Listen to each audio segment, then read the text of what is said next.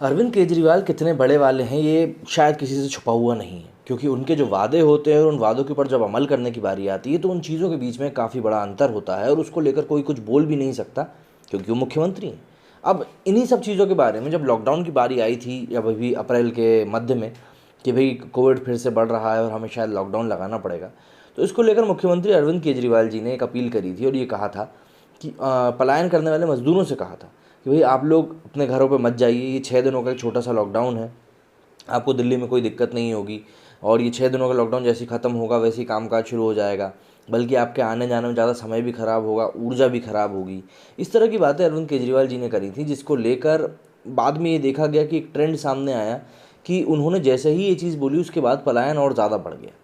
भाई दिल्ली के अलग अलग जो बस अड्डे हैं वहाँ पर भयंकर मज़दूरों की भीड़ जमा हो गई। ये तस्वीरें सभी ने देखी थी और ये सबके सामने भी आया था किस तरीके से अरविंद केजरीवाल की बात को धता बताते हुए वहाँ के जो मज़दूर थे, जो कि बाहर से आए हुए मज़दूर थे, उन सभी ने समझ लिया था कि अब हमें बाहर जाने का समय आ गया है।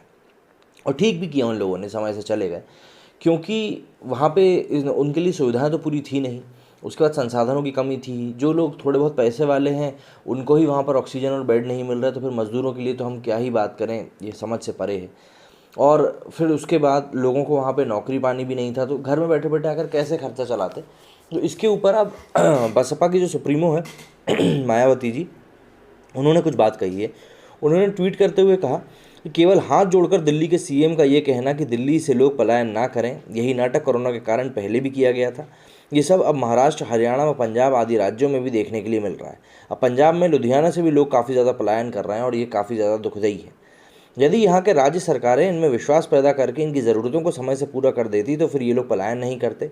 और अब यहाँ की सरकारें, राज्य सरकारें इस मामले में अपनी कमियों को छुपाने हेतु किस्म किस्म की नाटकबाजी कर रही हैं और ये किसी से छुपा हुआ नहीं है। क्योंकि देखिए, जब किसी की ज़रूरतें पूरी नहीं होती हैं तो वैसे भी आम जनता को समझ में आने लगता है कि यहाँ पर अव्यवस्था कितनी ज़्यादा फैली हुई है। और दिल्ली इस समय काफ़ी ज़्यादा आलोचनाओं से घिरी हुई है, केजरीवाल की इमेच्योरिटी के कारण और उनकी गलत लीडरशिप के कारण।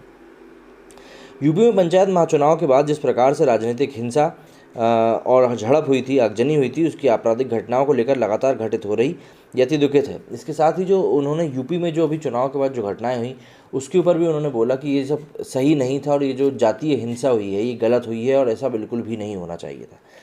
इसके साथ उन्होंने अरविंद केजरीवाल को कहा कि पूरे देश में सर्व समाज में से खासकर गरीबों, दलितों व आदिवासी समाजों के लोगों को फ्री में वैक्सीन दी जानी चाहिए।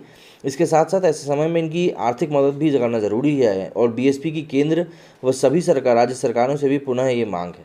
तो इसको लेकर उन्होंने पिछड़े वर्ग और आदिवासी जनजातियों के लिए भी उन्होंने कहा कि इन लोगों को फ्री में वैक्सीन लगनी चाहिए। वैसे जहाँ तक मेरा अंदाज़ा है लगभग सभी राज्यों ने अपने राज्यों में फ्री वैक्सीन लगाने के लिए वैसे भी बोल दिया है, तो उनकी ये मांग तो पहले ही पूरी हो गई है।